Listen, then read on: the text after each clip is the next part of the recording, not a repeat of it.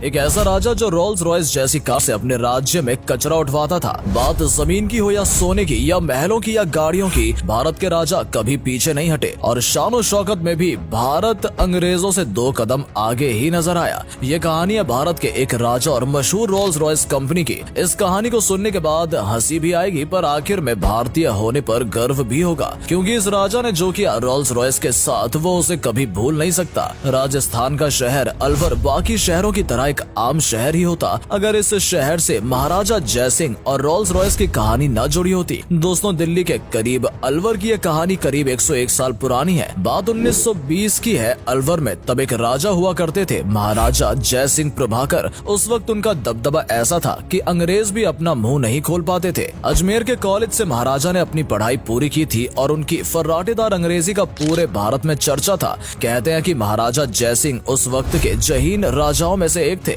महाराजा जयसिंह प्रभाकर करीब 41 साल तक अलवर के राजा रहे हैं और 54 साल की उम्र में उनकी मौत हो गई। मतलब 14 साल ये बिना राजा के जिए। और ये कहानी महाराजा जयसिंह प्रभाकर की है। और यकीन मानिए दोस्तों, कहानी सुनने के बाद आपको हंसी भी आएगी और एक भारतीय होने पर गर्व भी महसूस होगा। तो ये बात है 1920 की। अंग्रेजों की हुकूमत थी। राजा जयसिंह घूमने इंग्लैंड लंदन जाते हैं अपने तमाम नौकरों चाकरों के साथ, और हर राजा की तरह शान शौकत के साथ जीना उनका भी शौक था। 1920 में जब ये लंदन पहुंचे तो वहाँ एक आलीशान होटल में ठहरे और हर दिन कहीं न कहीं घूमने जाया करते थे। एक रोज महाराज जयसिंह के दिमाग में न जाने क्या आया कि उन्होंने अपने सारे नौकरों से कहा कि आज तुम लोग मेरे साथ नहीं आओगे, मैं अकेला लंदन की सड़कों पर घूमूंगा। और बिना किसी सवारी के और न ही कोई शाही लिबास और एक आम इंसान की तरह वो लंदन की सड़कों पर घूमने के लिए निकल गए। घूमते घूमते उन्होंने बहुत सी खूबसूरत चीज देखी, पर कुछ देर घूमने के बाद उनकी नजर एक गाड़ी के शोरूम पे पड़ी और ये शोरूम था रोल्स रॉयस कार का। आपको पता होगा कि आज रोल्स रॉयस की गाड़ियां दुनिया की सबसे महंगी कारों में से एक है। दोस्तों, जिस तरह से अंग्रेजों का पूरी दुनिया में दबदबा था, रोल्स रॉयस कंपनी का भी एक दबदबा था, क्योंकि जिस तरीके की ये कार थी, खास तौर पर दुनिया के ज्यादातर अमीर लोग, शाही परिवार के लोग, राजा महाराजा जैसे लोग ही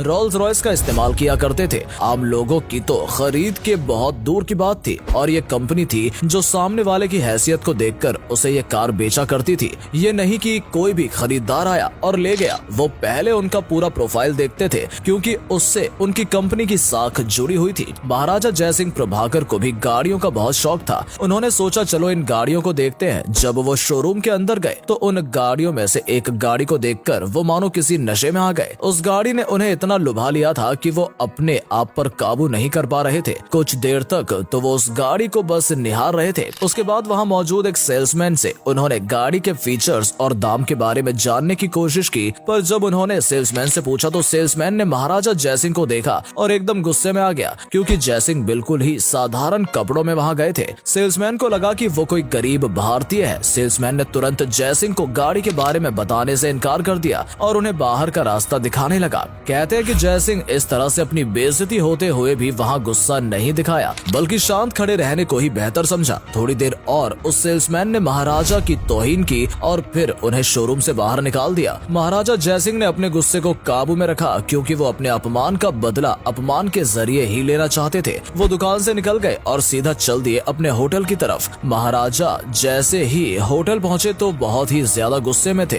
फिर से वो अपने राजा के रूप में आए और अपने मैनेजर को बुलाया और कहा कि एक कार का शोरूम है लंदन में। नाम और जगह बताते हुए कहा कि जाके उस शोरूम में सूचना दो कि अलवर के महाराजा शोरूम में आ रहे हैं, उन्हें गाड़ियां खरीदनी है। ये सूचना जब शोरूम में पहुंचाई गई तो वहाँ हड़कंप मच जाता है, क्योंकि राजा महाराजा और अमीर लोग ही रोल्स रॉयस गाड़ियां खरीदते थे। खबर मिलते ही वहाँ के ओनर ने उनके शान शौकत वाले इस्तकबाल के लिए रेड कारपेट बिछा दिया था। जब राजा अपने नौकरों चाकरों के साथ अपने शाही सवारी में शोरूम पहुंचे तो देखा कि वहाँ पहले से ही लोग उनके स्वागत में खड़े हुए थे, जिसमें से एक वो सेल्समैन भी था। पूरी इज्जत के साथ उन्हें अंदर ले जाया गया। जब उन्हें वहाँ मौजूद गाड़ियां दिखाई गईं, तो महाराज ने पूछा कि इस वक्त शोरूम में कितनी गाड़ियां मौजूद हैं। तो ओनर ने बताया कि 7 गाड़ियां मौजूद हैं। फिर क्या था, महाराज ने कहा कि मैं 7 के 7 गाड़ियां खरीद रहा हूँ, और उन्होंने उसका दाम भी कैश में चुकाया। इतना बड़ा ऑर्डर सुनकर शोरूम में हर कोई हैरान हो गया और अब शोरूम वाले खुशी मनाने लगे। ऑर्डर देने के बाद उन्होंने गाड़ियों को सीधा भारत अपने राजमहल में पहुँचाने के लिए कहा और गाड़ियों को वहाँ पहुँचने का खर्चा भी कैश में दिया, और साथ ही साथ कंपनी से ये शर्त रखी कि ये गाड़ियों के साथ वो सेल्समैन भी भारत में आए और उन गाड़ियों के के बारे में जानकारी दे। कंपनी फौरन उनकी ये बात मान जाती है। शोरूम वाले इतना बड़ा ऑर्डर मिलने पर खुशियां मना रहे थे, जबकि महाराज का असली खेल तो अभी बाकी था। फिर महाराज वापस हिंदुस्तान आ जाते हैं और कुछ दिनों बाद वो सेल्समैन भी गाड़ियों को लेकर राजमहल पहुंचता है। उसके बाद महाराज ने जो किया वो देखकर आपकी आंखें फटी की फटी रह जाएंगी। दोस्तों, महाराज ने वहाँ नगर पालिका वालों को बुलाया और सारी गाड़ियों को एक झटके में नगर पालिका वालों को सौंप दिया और कहा कि आज से शहर का सारा कचरा इन गाड़ियों में उठाया जाएगा। और ये बात सुनते ही सेल्समैन की हवा खराब हो गई। वो सोच में पड़ गया कि आखिर ये क्या हुआ, और वो कुछ भी कर नहीं सकता था क्योंकि महाराज के इलाके में जो था और महाराज के सामने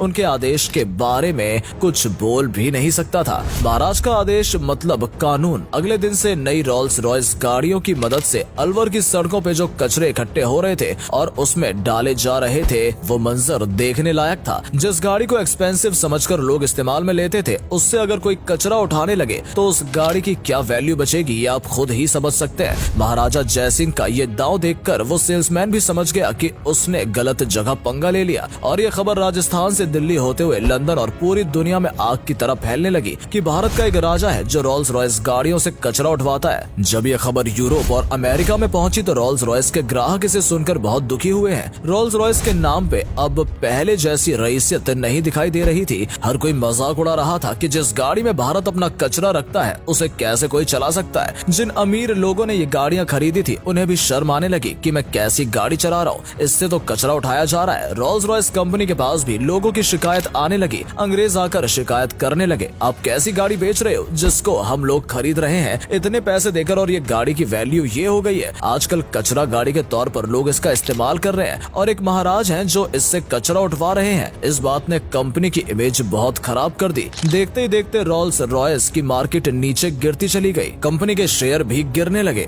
ग्राहक उनकी गाड़ियों में दिलचस्पी नहीं ले रहे थे और एक वक्त तो ऐसा लग रहा था कि कंपनी डूब जाएगी। दूसरी ओर महाराजा जयसिंह प्रभाकर इस पूरे नजारे का मजा ले रहे थे। उनकी योजना पूरी तरह से काम कर रही थी। जब रोल्स रॉयस अपनी साख बचाने में कामयाब नहीं हो पाई तो उन्होंने अपने घुटने जयसिंह के आगे टेक दिए। कंपनी की तरफ से जयसिंह को एक पत्र आया जिसमें रोल्स रॉयस ने उनसे माफी मांगी कि सेल्समैन ने जो किया उसकी हम दिल से माफी मांगते हैं, और कहा कि बस आप रहम करके उनकी गाड़ियों से कचरा उठवाना बंद कर दें। साथ ही उन्होंने महाराज को 6 नई रोल्स रॉयस देने का भी वादा किया और वो भी मुफ्त में। महाराज का काम तो हो चुका था, इसलिए उन्होंने कंपनी को माफ कर दिया और गाड़ी से कचरा उठाने का काम बंद करवा दिया। महाराजा जयसिंह ने पूरी दुनिया को यह दिखा दिया कि इंसान को कभी भी उसके कपड़ों से नहीं आंकना चाहिए। एक छोटी सी भूल के कारण रोल्स रॉयस जैसी बड़ी कंपनी को इतने बुरे दिन देखने पड़े।